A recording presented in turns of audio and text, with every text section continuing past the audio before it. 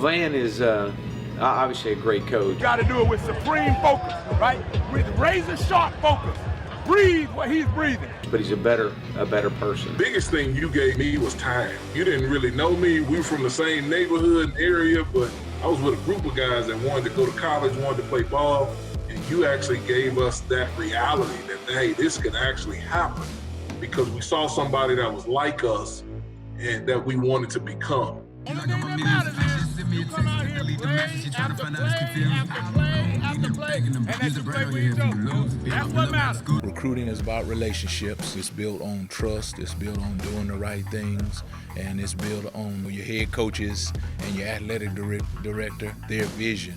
And I think we have two great leaders, both of those positions. So it makes it easy for me to go out and do what I do. Be aggressive. Let's win. Here we go.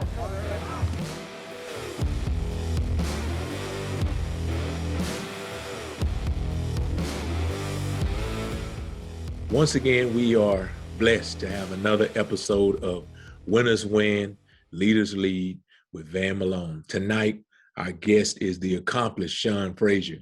Sean has been a leader in collegiate athletics for many years, and someone that young coaches and administrators have talked about throughout the country. And Sean, I just feel so blessed to have you on.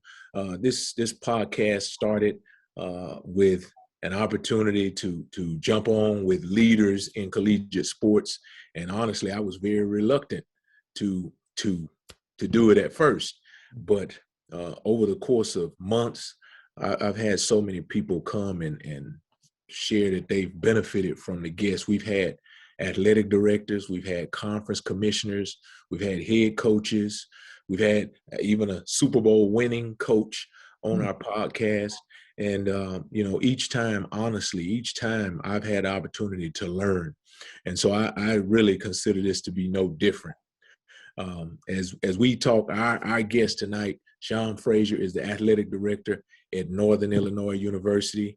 But I'm not going to get into your story because it's a very unique story.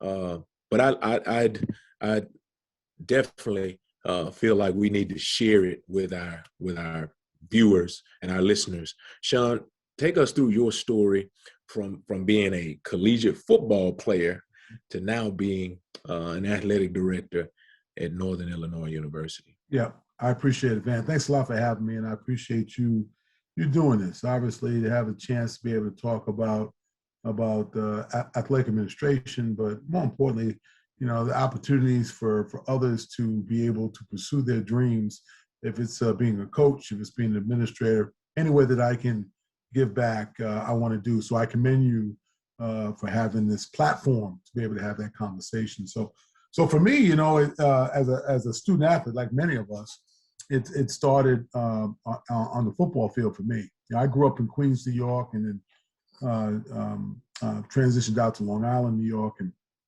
quite frankly, that's where it was for me as far as having some level of identity around sport. And football was my thing. It was my passion, and still is my passion. And just being around competition. So that manifests into an opportunity going through, Pop Warner all the way up to PAL to high school, and then getting an opportunity to play collegiately. And that opportunity actually landed at a state that has a lot of Frazier background, the great state of Alabama. And I was able to play at the University of Alabama. And my roots are run deep in both Gadsden and Birmingham, Alabama. So it was a great opportunity to play for the Crimson Tide. Saw a lot of competition. Saw a lot of great things. Have an opportunity to go to university that some of my ancestors were not allowed to go to. Actually, my mother went to Tuskegee Institute, and at one point, I actually asked her, "Why didn't you go to the University of Alabama?" That's how naive and lack of education I had back in those days. Obviously, the civil rights movement and issues that came about. So going to University of Alabama was quite significant for me from a race-based situation, but also too from an access and opportunity. And I had a great experience at Alabama. I had a great quality of student athlete experience, which actually shaped me for my current career, because during that time, the passion around how Alabama treated its athletes, specifically football, really shaped the way what I wanted to be. So that actually, going through that process, I was not good enough.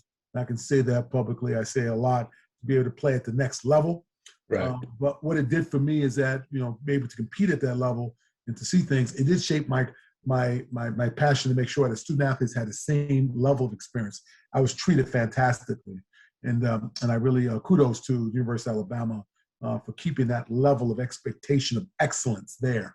So I definitely understand the game of football, having been a player there, but also to the expectations that go along about winning championships. It's one thing that I like to see that is still happening at the University of Alabama. So I actually, after that experience, went back east and started a coaching career. Like many of us who are in this track, I came out of Alabama, knew that I was going to play at the next level, but loved the strength and conditioning, sports performance side. So I actually pursued a career in that and actually landed at Boston University and worked with a number of individuals there and had my first coaching experience, and had a chance to do a lot of different things. But one of the things that ended up happening for me was I was introduced to the game of collegiate ice hockey.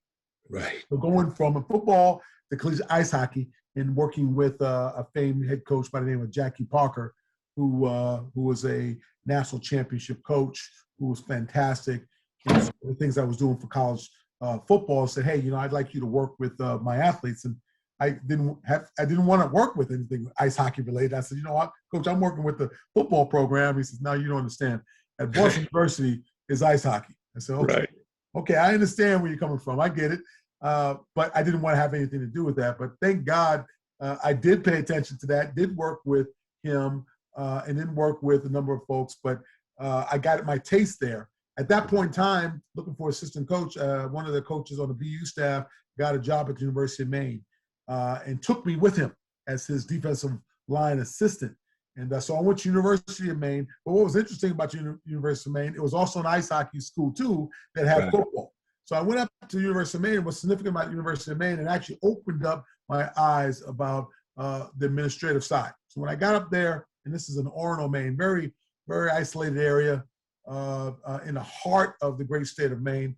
But what it did for me is that I wanted to pursue some other things, and I had a mentor that grabbed a hold of me and said, Sean, you need to do more than just coach. You need to be a mentor to folks of color, but all the folks that are trying to do what you want to do. Dr. Sherry Clark is her name. She actually was the Dean of Multicultural Student Affairs, and she kind of called me out.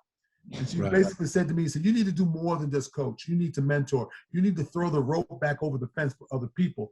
And at that point, I'm a young 23, 24-year-old trying to get my career together. And I'm listening to her and I'm saying, oh, this woman's extremely aggressive. I don't understand. But at that age point, I just said, you know what? I'm going to listen to her. She told me that I should go back to school, get a graduate degree. And you know what? While you're here, you should be doing good. You should be doing the things that are necessary to help young people, and specifically young people of color, see their dreams. So at University of Maine, I went from being a coach into administration and doing a number of things. I cut my teeth on higher education administration, understanding athletic administration, and understanding issues of multiculturalism, diversity, inclusion, equity. So everything you can imagine going on. And again, think about this, very remote area of Maine, recruiting areas of minorities to this remote area. So yes, we had the typical issues and challenges. So it's a great laboratory for me to be the answer. So I spent about 5.5, 6 years there through different roles, and actually transitioned into athletic administration, became an assistant athletic director. So it was interesting going through that because I had no intention to leave coaching, but it was a watershed moment for me of discovery about who I am and what I want to do during life. So at that point, I'm about 29, almost 30 years of age. Actually, was at a point where this might be a critical time to maybe to move from Maine, maybe go back into coaching or not, and get a call from Manhattanville College to be their athletic director. Manhattanville College, private institution in Westchester County, and they were looking for an AD and at the Division III level. And that was a great opportunity because the president also wanted to start men's and women's ice hockey. So think about the whole connectivity, right? So Right. Boston University, Maine. At Maine, I also was a part. Maine had won the national title for men's ice hockey in 1999. Big deal. Was a part of the overall administration of that. Obviously, Manhattanville and this particular president, who's fantastic, he's looking at all that. He wants to start Division I ice hockey. He wants to get the best, and then he contacts a former New Yorker and sees that, and then contacts me. And I said, sir, I don't have that experience. He said, no, you're exactly what we want. We want you to come down here and start this program. So, I take the job. I'm 30 years of age and a director of athletics at the Division III level, but starting men's and women's ice hockey, which defined who I was. Probably wasn't ready for the job. Probably wasn't totally qualified.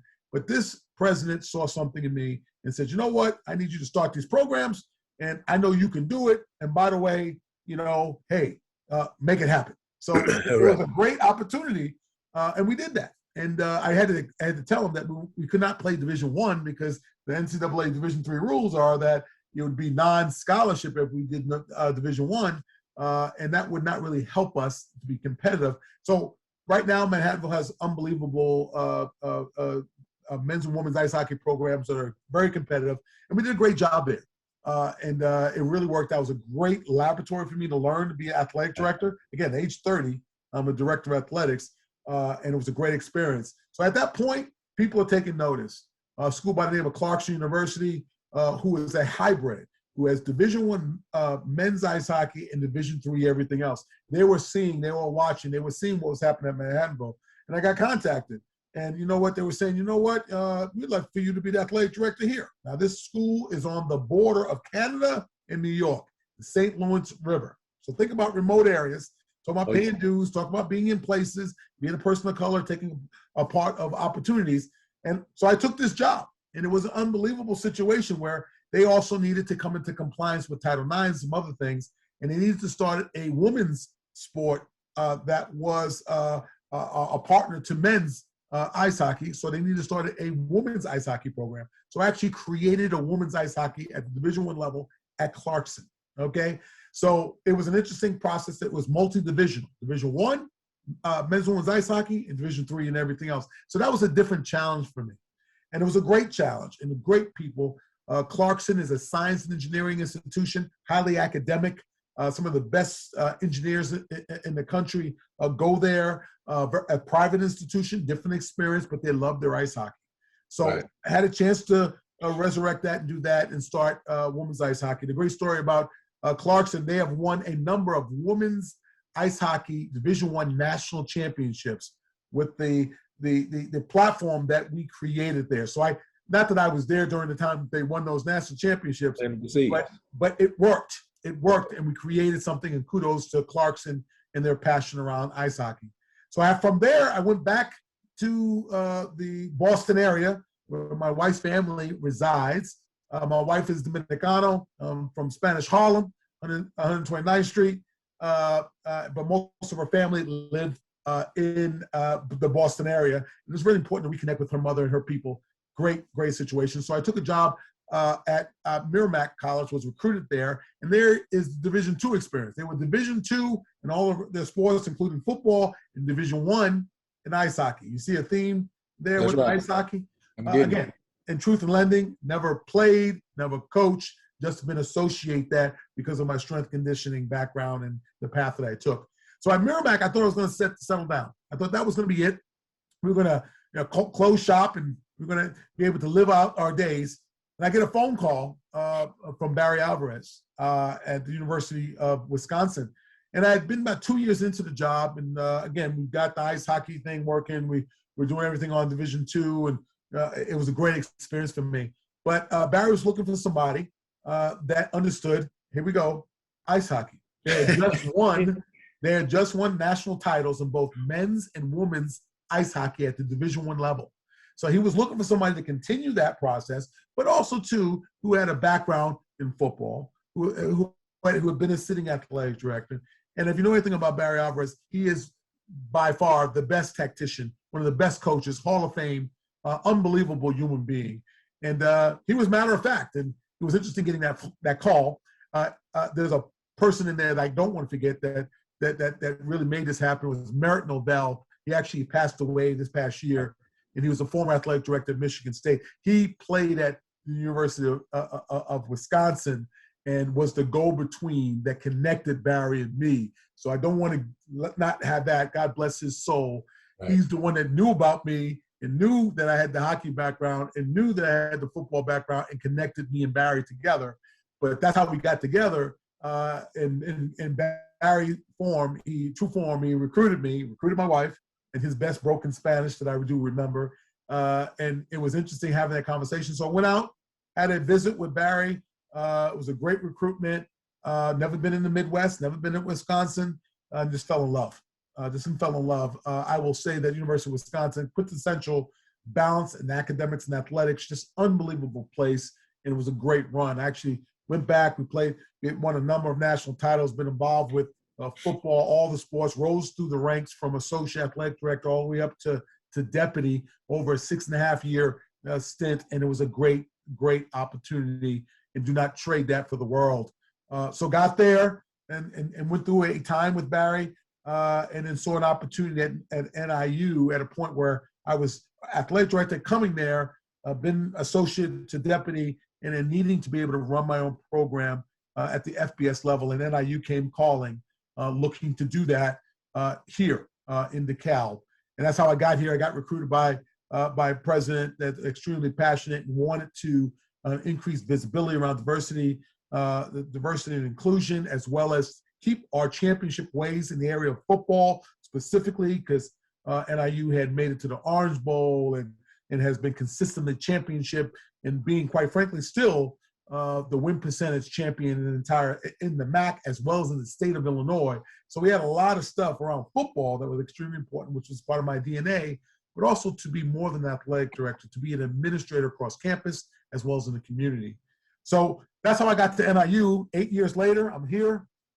We're doing remarkable things. We've got great student athletes, great staff, a great president, and Lisa Freeman, who's leading the charge. And I'm just humbled to be a part of that process. So I gave you my 16 or over 30-year career in about 10 minutes, but that's how I got here. But hockey is always that piece that people just scratch their heads.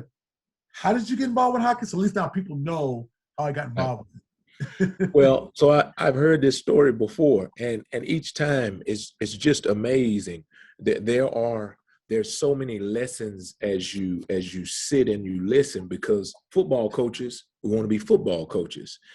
I want to be an AD. I don't want to deal with ice hockey, right? But you don't know what your path is. And you told me in this story how many times ice hockey came back. You told me how many doors opened because of ice hockey. If you didn't step out and follow the path that was laid for you, how many opportunities would not have come your way? And I again, listening to it, yes, I heard it before, but one thing you didn't mention is that your wife is an attorney. Yes. That your wife is a law professor, and you didn't mention that. When it comes to the discussions, law attorneys they'll spin us around, and so maybe you don't win a lot of those arguments at the home. No. Actually, that's a good point, man. I'm glad you listen. Like the checks in the mail, because if I don't mention that, I'm in big trouble over here. But no, what happened was that she had a very thriving career back in Boston. Okay. With a law firm, actually was with a nonprofit at the time that she was very passionate about. Okay.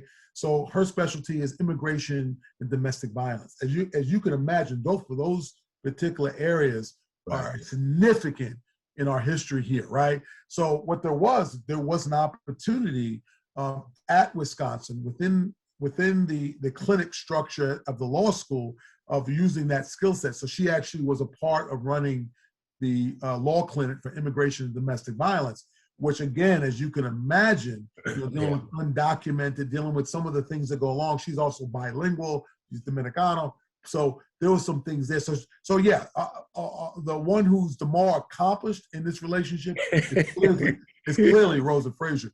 But it was interesting to see that she added value right away to Wisconsin and what we were trying to do. And God, I love her more than Earth that is. She's an outstanding, passionate human being. But that had to work as we kind of take a look at our careers, and it did. And she's just a fantastic human being, and I'm blessed. I'm truly blessed about that. I'm glad you brought that up, and I do owe you one. Yeah, I got you. I think wives aren't mad at this show. So you spoke quite a bit, and you always do, about diversity, about the consideration that needs to be taken, when you talk about diversity. And I think I was on with Chad Chatlos last week, and we talked about, the significant pressure, right? So when you lose your football coach, or in some cases you lose your basketball coach, but let's just talk football. There's a tremendous amount of pressure to get this job filled right now, from the media, from fans, from boosters, all over, from the players, right? And so when you're under that pressure, I think that it's almost natural for us to go to what we know. You know what I mean? You go to what you know. You go to what's secure. You don't explore new options. You don't think diversity. You think what I know, right? You think what I'm familiar with right now. You think safe. And I think, we're at a moment, we've been at this moment, but we're at a moment in our society where we need to really consider more than we ever have, diversity, right? And you were on a mock interview panel with the MCAA, the Minority Coaches Advancement Association, and the path for that group is to do everything we can to prepare coaches, right? And, there's different tracks, right? There's a track that says we need to go to Congress. There's another track that says the NCAA needs to change. So there's all these tracks. Well, the track that group is on, which I'm a part of, is the track to prepare coaches. Mm-hmm. In your position, where are you, right? When it comes to your colleagues, how do you influence what has to be clear, that we need more diversity? That's a great question. A younger, talking the third person, the younger Sean Frazier had a different view on that. I think you need to be around the table, because I think it's important that, yes, this is a very important issue. And by the way, I was so honored to be a part of that process of talking to coaches and specifically to the coach to prepare him to move forward. I won't use his name, but I'll just say that I was really humbled to be a part of that process. So keep on that work. That's great work. And any way you need me in that, please count me in. Right. I think where I'm at right now is coming up with creative solutions to help the majority to understand that diversity, equity, inclusion can make us a real powerful force. The secret sauce at the NCAA and collegiate athletics is the diversity. I go back to my experience as a student athlete and understanding that I knew the guy from Dothan, Alabama, Enterprise, or Long Beach, or New York City was on this team. So we had a lot of different diversities. Yes, we had the racial diversity, but we had the economic diversity, we had the regional diversity. And what made us so special is that we used all of that to harness all of that for a common goal to win.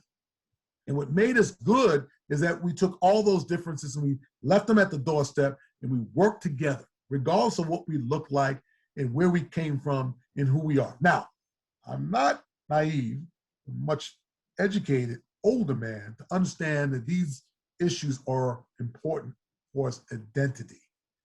The fact that I'm a person of color and to recognize that, I need that. I need you to understand that, okay? Right. So part of this is that as we address these issues of belongingness and acceptance and to deal with the issues that are all around us, which you don't know, you might know, my brother's a as a police officer. So think about an African-American police officer on the front line in Boston, Massachusetts. Think about what's going on with our police right now and the issues of violence and all the other things going on. So for me, it's real every day of the week. Yes. I love my brother. I do anything for him. For anyone to talk about the police or to talk about this, that, there's a different piece that bings off in my head about that, okay? As a Black man in America, I do realize that there's some differences and some issues that we are still grappling with, and we need to deal with them. So going back to your original question, there are some serious discrepancies. We have some numbers issues. We have some access issues. We have some things that we need to correct. We have some issues with our women of color. We have some issues with our women. We have some issues overall that we need to deal with. But how do we deal with that? That's the technique, right? How do we start bringing us together? How do we start creating a shared agenda?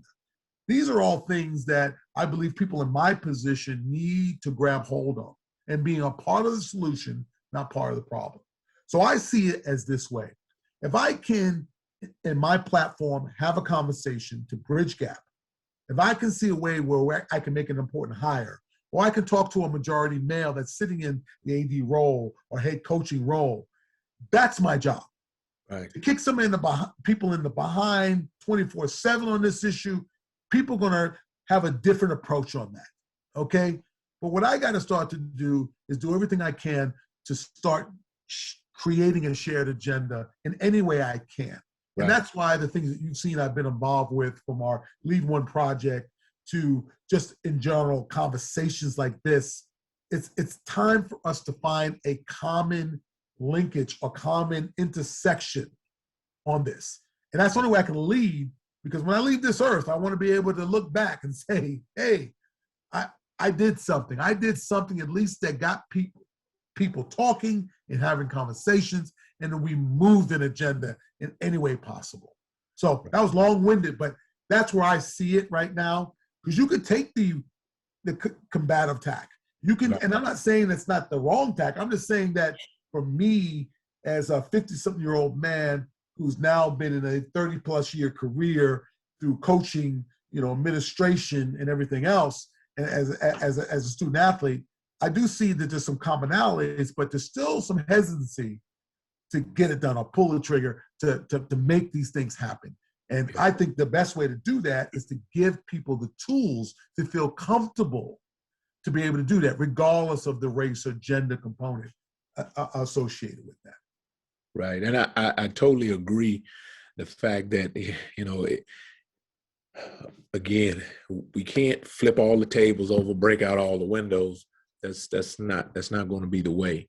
And, one of the things that we discussed post the mock interview event was the fact that we had we had Alan Green, we had some minority coach, or we had some coach athletic directors of color on the event. And as a coach, I'm always getting called, hey coach, do you know we're looking for a coach of color to coach the wide receivers. Well, so then we're thinking, you know what? Sean Frazier is going to get a call like that. And having an opportunity to be able to put people in front of him so that he can confidently mention a name, you know what I mean, when it comes time to where someone is calling and asking him about a minority coach. And so I applaud you. And yes, your answer might have been long-winded, but all good win. All good win. When it's good win, it can be long. So let's jump to your leadership. You have a staff of people. How would they describe your leadership style? Yeah. So I'm, as you could probably imagine, we're in the evening here, but I'm high tempo. I'm high directive, high supportive. I've got a lot of energy. I've been an athletic director at Division 1, 2, and 3. So NCAA 1, 2, and 3. And I didn't go into it saying, okay, I want to have all divisions. I want to be an athletic director, all areas. Right. No. I had an opportunity at Division 3. I talked a little bit about that. And it just happened. It just kind of flowed that way. But I had some great mentors. some great people who touched my life and quite frankly said, hey, do the best you can. Do the best of the job that you're currently in. And make sure people understand what you're doing and articulate that and communicate that. So for me, from driving the Zamboni and ice, doing the ice to doing the lines at the field or whatever. So I've been doing a lot of that. And I'm not saying I know it all, but I've been in a lot of different jobs. So when we're working together as teammates, and I look at the folks that work for me or with me, just that, they work with me, not for me. We work together. It's a family atmosphere. So that level of attention to detail and energy, I need to bring that. But I also like to give people the autonomy to be able to do their job. I want to hire good people and let them do a good job. So I take it from a coaching perspective. That's what you get with me, who's been a student athlete and a coach. My job as a coach is to put my people in the proper position to be successful. Okay? So I'm going to hire those people, the head coach or administrator, whatever, and you're going to do it. And you're going to come to me when you need something, when you need a tweak, when you need some thought process. So my people see that. Sometimes it does frustrate them a tad in the sense, well, you really let me do this. This is fantastic. But, I do need a little bit of instruction to be able to do it. Well, if you need that, in our one-on-one conversations and others, I will do that. But I really try to point out people who are self-starters, who've got energy for it, who are passionate, who don't cut corners, don't compromise standards. And I bring them in and I say, hey, I gave you this. Like Barry Alvarez used to say to me, I was like, you went to handling school. Well, go handle that. Go make it happen. You're going to probably make a mistake. That's okay. All right? But as long as I'm there to be able to kind of course correct, how are you going to learn if you don't do? You got to do. So I think these are real critical issues. So I'm that guy that, okay, I'm going to let you do it. If you make a mistake, if I see something down the line from a situational management issue or situational issue that, I've got some experience in, I say, you might want to be looking at this, and this, because this is what could happen. So I am that person that likes to be able to sit back and let it lead, but also to give an opportunity to those individuals who are great, basically have earned it. So that's a long way to say that, hey, I'm here to support when necessary. Well, I can definitely understand that. I have the opportunity here at Kansas State as the assistant head coach. I've been blessed, like you talked about earlier. Coach Kleiman, our head coach, came to me and said, listen, I know you want to be a head coach, and it's important to me, him as a head coach, to develop you to be ready to do that. And so I get the opportunity to run the staff meetings. I get the opportunity to deal with the press. I get the opportunity to deal with the donors, because I've talked to people and they always say, well, one of the most, and listening to different mock interviews, they always ask the coach, okay, what are you doing? What are you doing at your present job to prepare yourself? What have you done? And I get the opportunity to do that. And so really what you spoke on is when you put people in position and you kind of give them a safety net, but you let them go to work. Yes. I think that's the best way to achieve success. All right, so let's change gears just a little bit.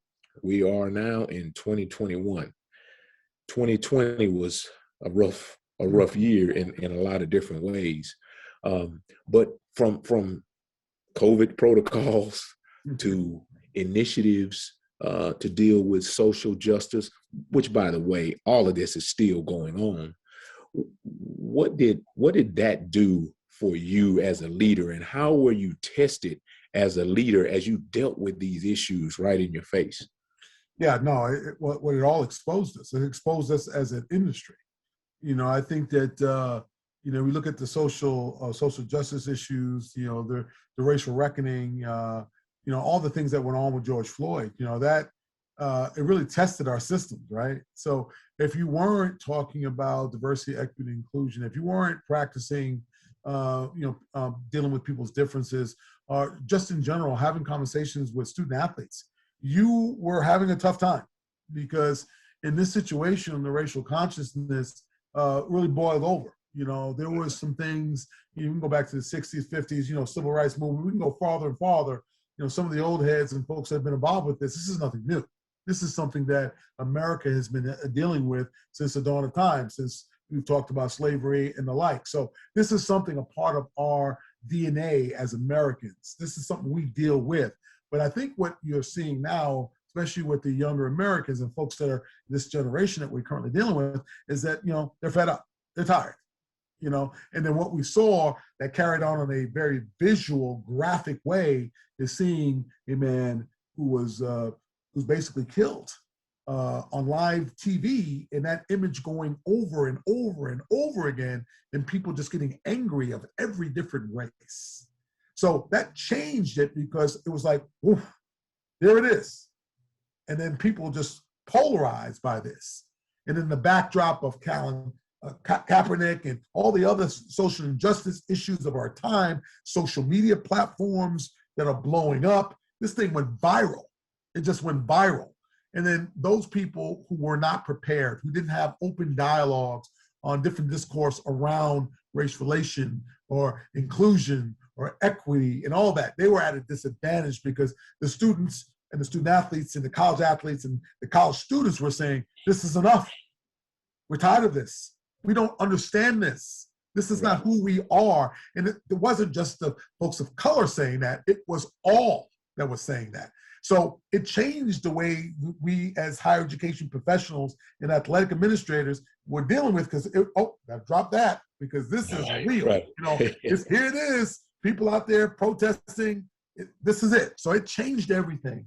And for us at NIU, we had been very proactive in this area, right? This is something that didn't just come up for George Floyd for us. This has been an ongoing. I talked about my background, my history, my overall process. But even with myself, we had some plans that we just threw out the window, and we put a social justice plan, because my athletes came to me, and they weren't just athletes of color. They were majority athletes. It was everybody saying, Sean, this is, we're upset about this. We want to talk about this. We want to take this to the streets about this. I said, okay, no problem.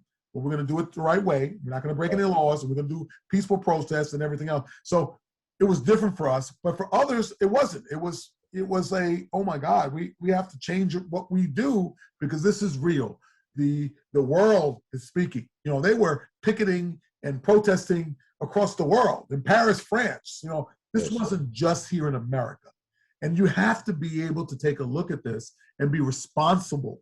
It would be irresponsible not to address the issues of its time. That's why it was so powerful.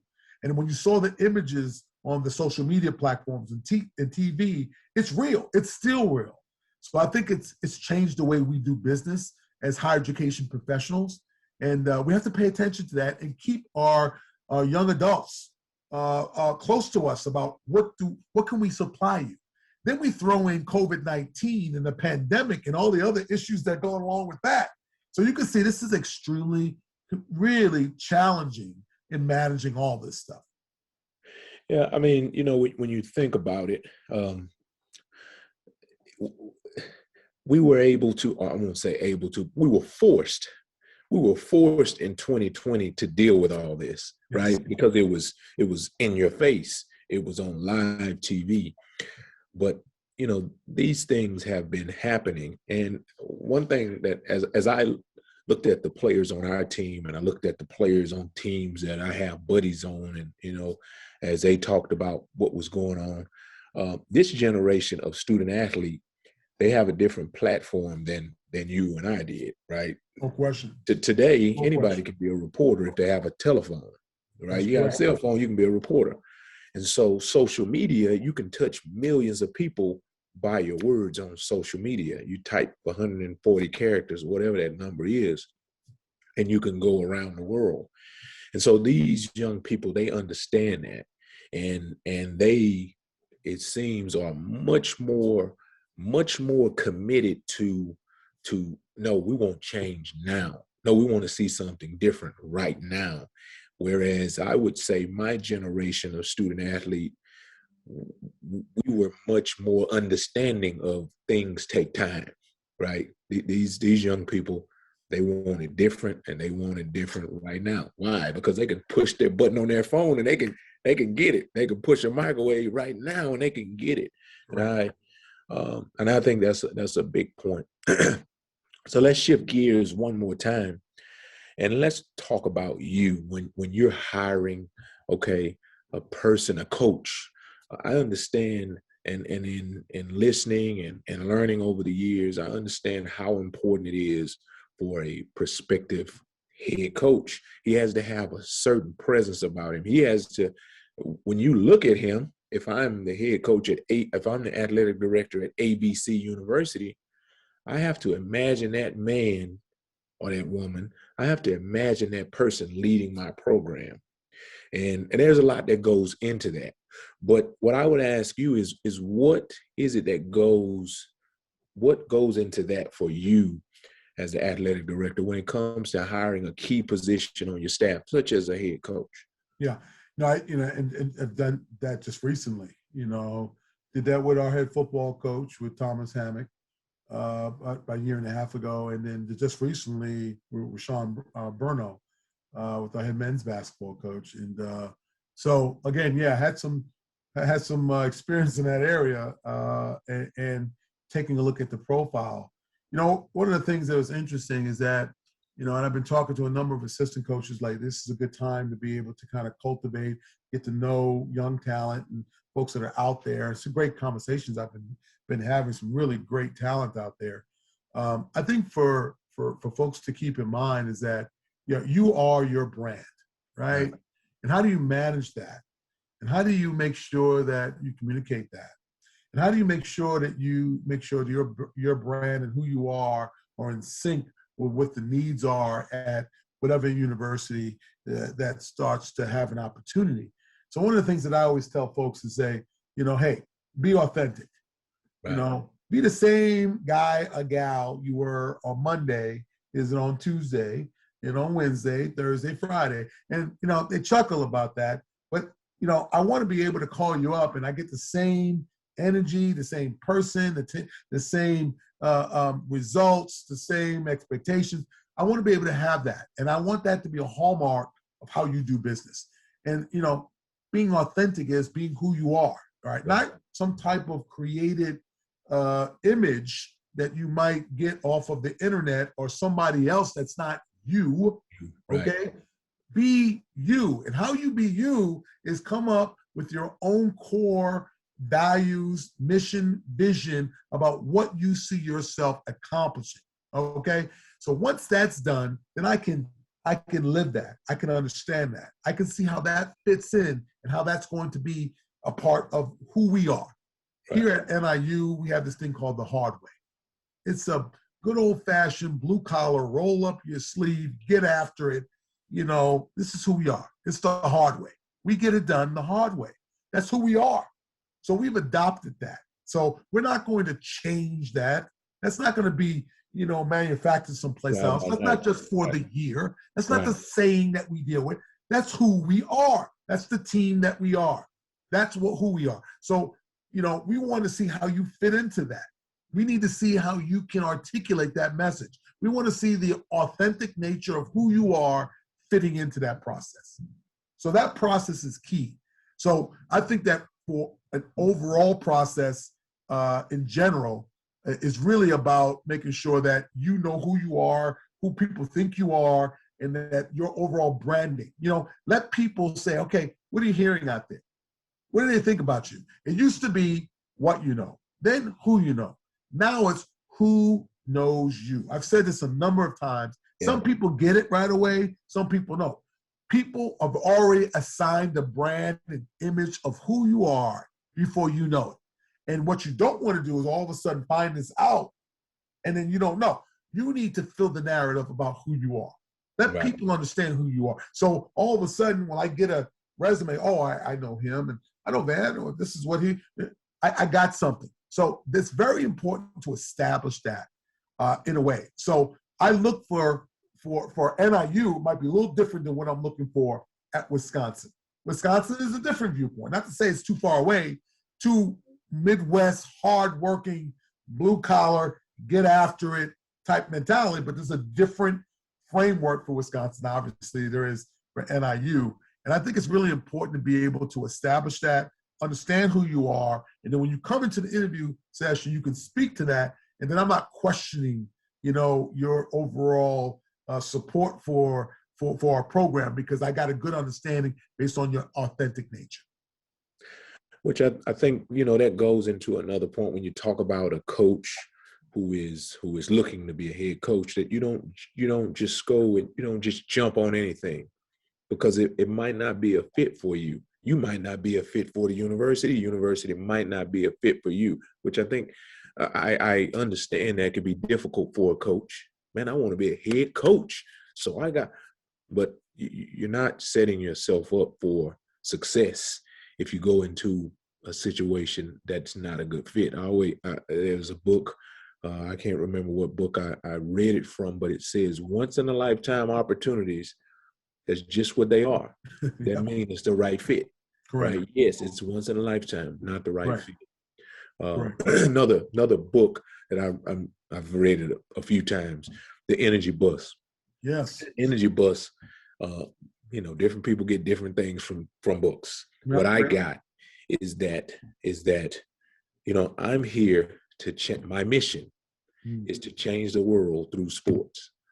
And so when you talked a minute ago about knowing who you are, I think it's important that people, coaches, athletic directors, that we all decide who we are in that way. Like you said, but what is our mission, right? It's got to be bigger. To me, it's got to be bigger than me coaching somebody to play man-to-man or me winning a conference championship. It's got to be bigger than that.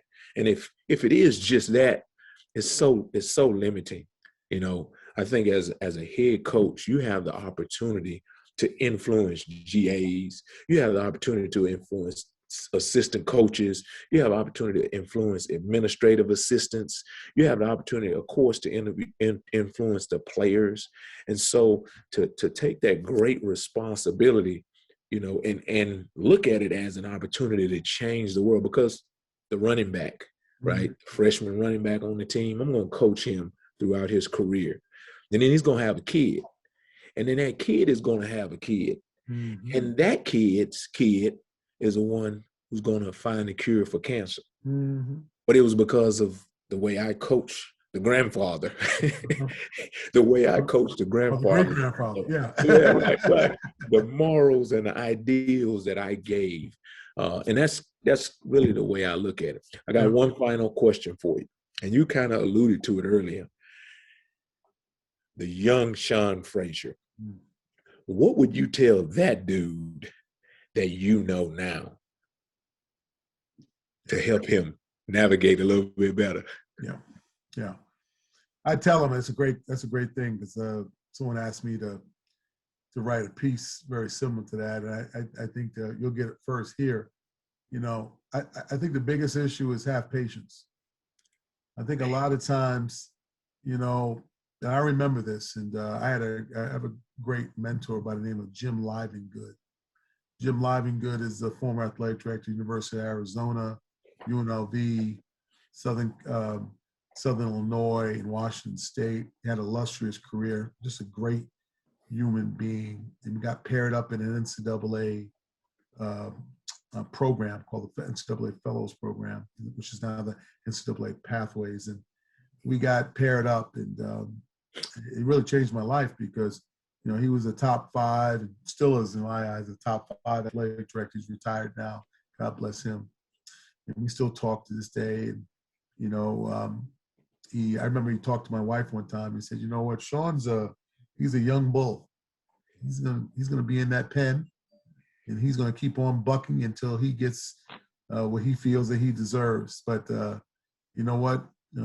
Ride him out, because he'll be an old bull one day, and he'll be able to teach the young bulls about patience, humility, understanding."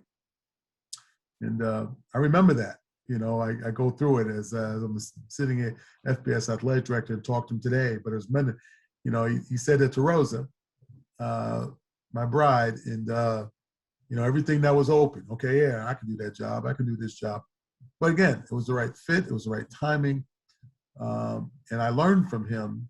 And that's what I would tell my my 20-something, 30-something-year-old AD, as a 53-year-old man to my 30-year-old AD. I'm just different. I'm more experienced. I'm understanding. I'm more seasoned. I have more patience. I have more humility. I have a better understanding about people, about the human capital that really runs these programs. It's not me.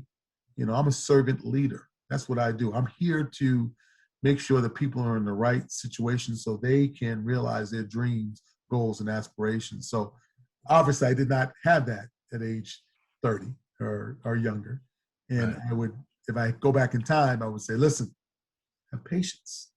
It's going to come to you, but have patience. So I think that's probably the biggest thing that I would tell my younger self. So I always, it's like I'm not going to have the opportunity to go back and listen and watch this again, but I always take notes. Good. And, you said something, one of your mentors, he said something to the young bull who was banging his head on the fences. And sometimes we deal with that. We deal with young bulls. And so the first point I make is that they do listen. They do listen. Even though you don't think they're listening, they listen because you listen. And then the next point, the patience. I was talking to, actually, it's been said a few times when I asked that question, patience. And it's about the process. When you think about your grandmother, think about my grandmother when we come to visit and she prepares a meal. Grandmother was preparing that meal. We coming on Sunday, but grandmother started preparing that meal on Friday. And it was a slow process for grandmother. By the time you arrived, that's why grandmother's cooking is always the best. By the time you arrived on Sunday to partake in that meal, it was like she did some magic to it, right? Because grandmother didn't have the microwave. That's right. Her meals didn't take 15 or 20 minutes. And so it's a process, and you don't see the results as you're working through it, right? Nothing pops up. There's no ding that tells you, okay, you're almost there. You're getting better. Keep going. Most of the time, you just got to put your head down and keep working. Like you said, it's a process. So I definitely know that's a great point. And the final thing is you spoke on the great Mary Norvell, who I had a relationship with as well, and always considered a great friend and a great leader. But much like I would consider you, Sean, you're a role model for young people. Well, I won't even call myself young, not in public. But you're a role model for young people. You're a role model for people like myself. And I really appreciate you for your spirit and for all that you do. And I'm glad to have you on and to be connected with you. Well, no, I appreciate you doing this, and this is always good. These are. I've listened to a number of your talks and the people that you've had on, and you're doing God's work because I think at the end of the day, we just need to listen to people that's gone through some things, some situational leadership issues, and just in general, we are lifelong learners, and this is good. This is a great medium. You do a fantastic job. Please keep it up. Any way that I can help you provide any insight, you got me. It's good. It's good stuff. Thank you. Well, I appreciate you.